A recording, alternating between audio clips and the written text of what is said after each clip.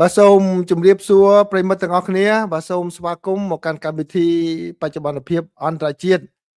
សម្រាប់ជ្រើសរើសយកព័ត៌មានចំនួន4មកជម្រាបជូនប្រិយមិត្តទាំងអស់គ្នាបាទព័ត៌មានទី1នេះគឺជាការតវ៉ារបស់ក្រសួងការបរទេសរបស់កម្ពុជាពាក់ព័ន្ធជាមួយនឹងការដែលថៃនៅបន្តសាងសង់ផ្លូវហើយនឹងលេនដ្ឋានយោធានៅតាមបណ្ដោយព្រំដែនជាមួយនឹងប្រទេសកម្ពុជានៅតំបន់2បាទនៅក្នុងតាមព្រំដែនជាមួយនឹងកម្ពុជានេះបាទហើយព័ត៌មានទី2នេះគឺជាសេចក្តីរាយការណ៍របស់សារព័ត៌មាននានាគឺតកតងជាមួយនឹងការបដិសេធរបស់ចៅក្រមសហរដ្ឋអាមេរិកដែលច្រានចោលនៅគោលនយោបាយរបស់លោករដ្ឋមន្ត្រីក្រសួងការបរទេស Marco Rubio ដែលផ្អាកការចេញទិដ្ឋាការអន្តោប្រវេសន៍ដោយលោកចៅក្រមដោយលោកស្រីចៅក្រមបានសម្រេចថាគឺចំណាត់ការរបស់លោករដ្ឋមន្ត្រីនេះគឺដើរហួសពីអំណាចផ្លូវច្បាប់ដែលលោកមានបាទដូច្នេះជាដំណឹងល្អមួយដែរសម្រាប់ប្រិមិត្តនៅកម្ពុជាក្នុងពេលកន្លងមកគឺមានការផ្អាកការចេញទិដ្ឋាការអន្តោប្រវេសន៍ណាទិដ្ឋាការនេះអន្តោប្រវេសន៍អញ្ចឹងដូច្នេះអាចនឹងមានការសម្រេចឡើងវិញយ៉ាងផ្សេងទៀតបាទហើយព័ត៌មានទី3នេះគឺតកតងជាមួយនឹងសមត្ថភាពនៃការផលិត drone របស់ចិនក្នុងគ្រាដែលមានសង្គ្រាមកើតមានឡើងបើយោងតាមការសិក្សាស្រាវជ្រាវរបស់សាកលវិទ្យាល័យចិនមួយដែលមានទំនាក់ទំនងជាមួយនឹងក្រមយោធាចិនគឺបានឲ្យដឹងថានៅពេលដែលមានសង្គ្រាមគឺសមត្ថភាពនៅក្នុងការផលិត drone របស់ចិនគឺមានត្រឹមតែ60% តែប៉ុណ្ណោះនៃតម្រូវការដែលយកមកប្រើប្រាស់ហើយព័ត៌មានទី4គឺអ៊ុយក្រែននៅថ្ងៃនេះបានបើកការវាយប្រហារសងសឹកវិញទៅលើរោងចក្រចម្រាញ់ប្រេងរបស់រុស្ស៊ីក្រោយពីរុស្ស៊ីបានវាយប្រហារទៅលើមជ្ឈមណ្ឌលផ្សារដ៏ធំមួយរបស់អ៊ុយក្រែនកាលពីថ្ងៃម្សិលមិញហើយបានសម្លាប់មនុស្សយ៉ាងហោចណាស់ចំនួន16នាក់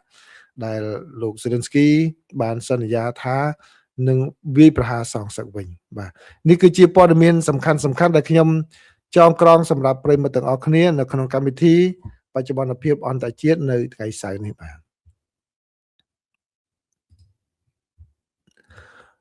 ព័ត៌មានទី1គឺជា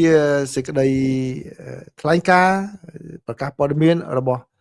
ក្រសួងការបរទេសរបស់កម្ពុជាហើយត្រូវបានសារព័ត៌មាននៅក្នុងប្រទេសកម្ពុជានានាក៏យកមកចុះផ្សាយនោះគឺបើយោងតាមការប្រកាសរបស់ក្រសួងការបរទេសរបស់កម្ពុជាបានឲ្យដឹងថាកម្ពុជាបានច្រានចោលនៅសកម្មភាពកាលពីពេលថ្មីនេះរបស់ភាគីថៃដែលបានសាងសង់ផ្លូវហើយនឹងលេនដ្ឋានយោធានៅក្នុងខេត្តដែលនៅតាមបណ្ដោយព្រំដែនរបស់កម្ពុជាចំនួន2បាទដោយបានបន្ថែមថាការសាងសង់នេះគឺជាការមួយដែលរំលោភទៅនឹងបទជបាញ់គ្នាដែលបានព្រមព្រៀងគ្នាកាលពីចុងឆ្នាំ2025កន្លងមកនេះបើយោងតាមក្រសួងការបរទេសរបស់កម្ពុជាបានបញ្ជាក់នៅក្នុងសេចក្តីថ្លែងការណ៍ដែលខ្ញុំយកមកបង្ហាញនេះគឺឲ្យដឹងថា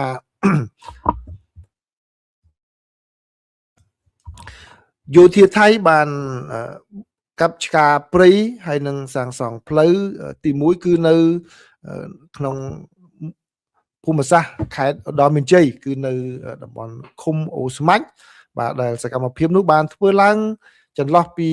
ថ្ងៃទី26ខែកក្កដាដល់ថ្ងៃទី17ខែសីហាបាទហើយមានការកាប់ឆ្ការព្រៃនេះគឺនៅចន្លោះបង្គោលព្រំដែនលេខ14បាទនៅក្នុងក្បែរភ្នំតាថុងហើយក៏បានសាងសង់ផ្លូវផងដែរដែលមានសកម្មភាពចាប់ផ្ដើមតាំងពីថ្ងៃទី22ខែសីហាមកបាទនេះបើយោងតាមក្រសួងការបរទេសរបស់កម្ពុជាហើយក្រសួងបានបន្ថែមទៀតថាក៏មានសកម្មភាពនៅចំណុចព្រំដែនមួយទៀតគឺស្ថិតនៅក្នុងខេត្តព្រះវិហារគឺនៅឃុំស្អែមបាទនៅក្នុងស្រុកជាំផ្សានដែលក្រសួងបានចាត់ទុកថាគឺក្រសួងបានសង្កេតឃើញមានការសាងសង់លេនដ្ឋានយោធារបស់ថៃនៅទីនោះហើយគឺនៅតំបន់ គឺនៅតំបន់ដែលក្បែរវត្តកែវសិក្ខាគិរីស្វារៈណាបាទនេះបើយោងតាមសេចក្តីប្រកាសព័ត៌មានរបស់ក្រសួងការបរទេសបាទហើយរដ្ឋាភិបាលកម្ពុជាគឺបានតវ៉ាយ៉ាងខ្លាំងក្លាហើយយល់ថាការវាស់បង្គោលព្រំដែនត្រូវតែធ្វើបាទតាមរយៈគណៈកម្មការព្រំដែនចម្រុះព្រំដែនរួមរវាងប្រទេសទាំងពីរគឺ JBC បាទមិនអាចធ្វើដូច្នេះបានទេហើយក្រសួងបានតវ៉ាបាទតវ៉ាជាផ្លូវការទៅភាគីថៃបាទដែលធ្វើសកម្មភាពជាឯកតោភាគីបែបនេះបាទនេះគឺជាព័ត៌មានទី1ណាដែលខាងកម្ពុជាបានផ្សាយច្រើនផងដែរហើយព័ត៌មានទី2នេះគឺតកតងជាមួយនឹងការបដិសេធរបស់ចក្រមចានចោលនៅគោលនយោបាយរបស់លោករដ្ឋមន្ត្រីក្រសួងការបរទេសរបស់សហរដ្ឋអាមេរិកដែលបាទផ្អាកការចេញទិដ្ឋាការអន្តោប្រវេសន៍បាទអញ្ចឹងប្រិមត្តប្រហែលជាបានស្ដាប់នៅ Facebook ហើយក៏ YouTube ដែរបាទអញ្ចឹងខ្ញុំសូមយកមកជម្រាបបន្ថែមផងដែរក្នុងករណីដែលប្រិមត្តខ្លះមិនទាន់បានចូលស្ដាប់បាទបើយោងតាម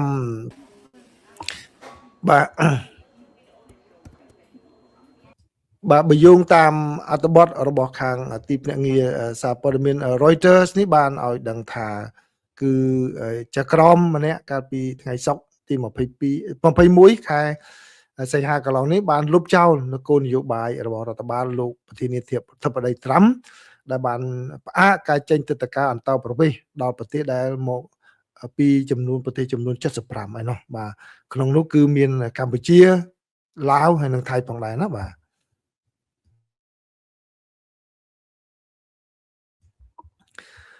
ដោយចក្រមបាននិយាយថាគោលនយោបាយនេះគឺ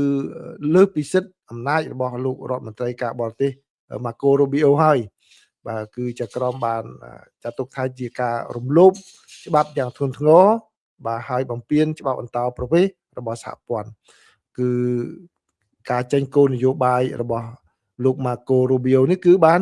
ចេញកាលពីខែមករាដើមឆ្នាំនេះណាបាទគឺប៉ះប្រទេសច្រើនណាស់បាទប្រទេសតាំងពីនៅប្រេស៊ីលកូឡុំប៊ីអូរូហ្គាយហើយបាទអាល់បានីប៉ាគីស្ថានបង់ក្លាដេសហើយនៅក្នុងនោះមានមជ្ឈមបូព៌ាក៏មានហើយនៅខាងអាស៊ីអាគ្នេយ៍យើងនេះមានកម្ពុជាមានថៃមានឡាវហ្នឹងបាទក៏រងផលប៉ះពាល់ផងដែរនេះគឺជាបញ្ជីទាំងស្រុងណាបញ្ជីទាំងស្រុងដែលដាក់ចូលមកនេះបាទក្នុងនោះមានកម្ពុជាថៃហ្នឹងផងដែរបាទអញ្ចឹងគឺឥឡូវនេះគឺ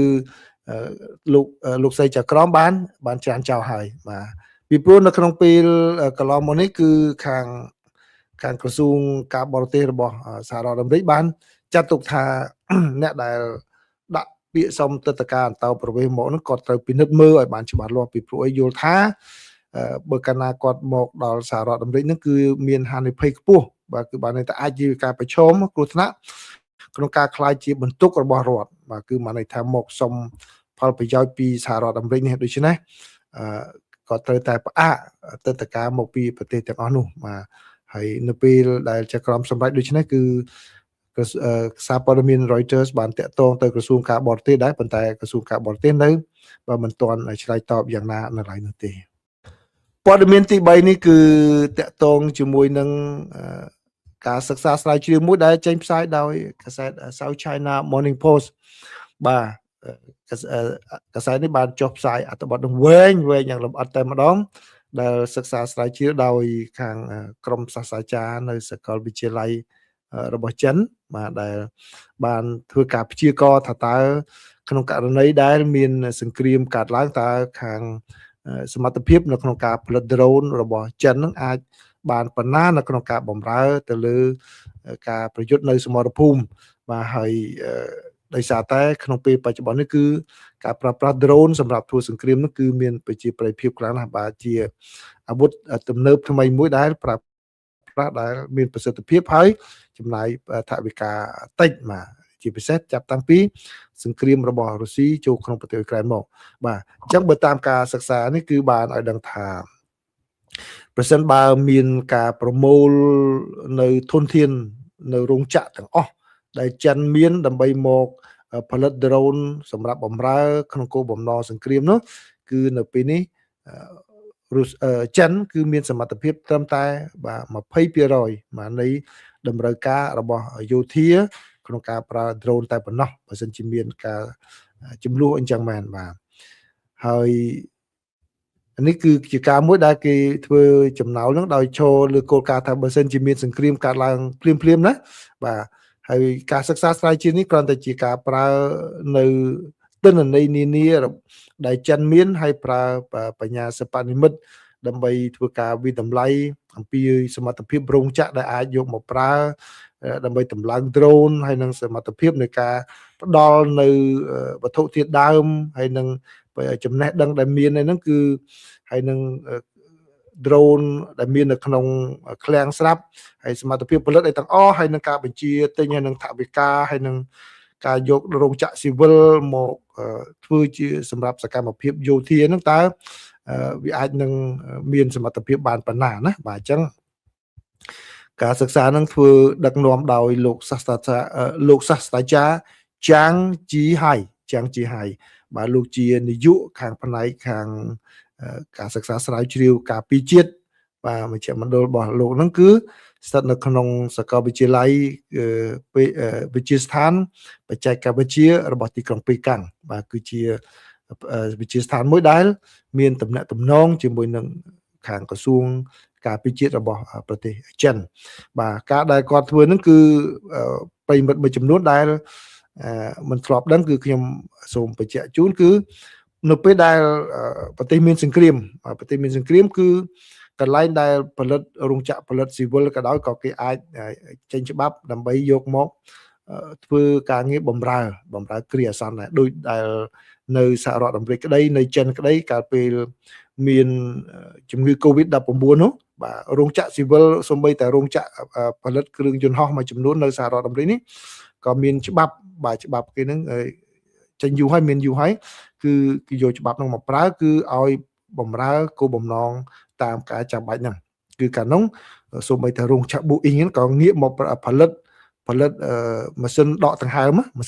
មដែរអញ្ចឹងគឺការសិក្សានោះគឺគាត់ផ្ដោតទៅលើនឹងទាំងអស់ថាឥឡូវហ្នឹង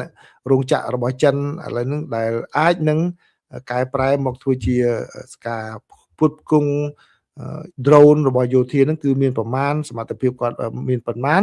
ហើយគាត់ធ្វើការពិចារណាទៅគឺមានតែចំនួន 60% តែប៉ុណ្ណោះបាទអញ្ចឹងគឺក្នុងករណីនេះគឺជាការមួយផ្ដល់ដំបូន្មានថាតើចិនអាចនឹងហក់បានប៉ុណ្ណានៅក្នុងការ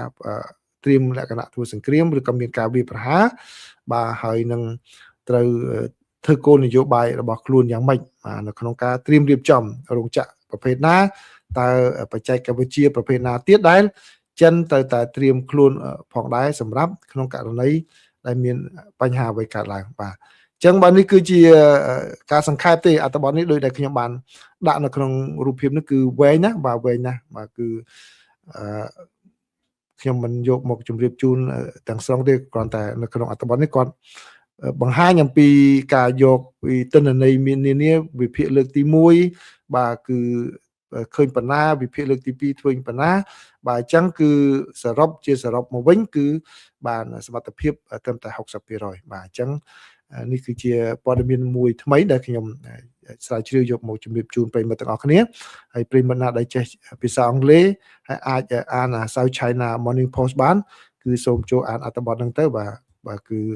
អត្ថបទនេះគឺដាក់ថាសមត្ថភាពផលិត drone របស់ចិនគឺអាចបំពេញតម្រូវការបានតែ 60% តែប៉ុណ្ណោះនៅក្នុងពេលដែលមានសង្គ្រាមនេះបើយោងតាមការសិក្សាបាទអញ្ចឹងប្រិយមិត្តអាចចូលទៅអានអត្ថបទហ្នឹងបានណាបាទខ្ញុំសូមបង្ហាញជូនប៉ុណ្ណឹងទេបាទព័ត៌មានទី4នេះបាទគឺតកតងជាមួយនឹងប្រទេសអ៊ុយក្រែនណាបាទបើយោងតាមសេចក្តីរាយការណ៍នេះគឺអ៊ុយក្រែនបានប្រើប្រាស់ drone វាយប្រហារ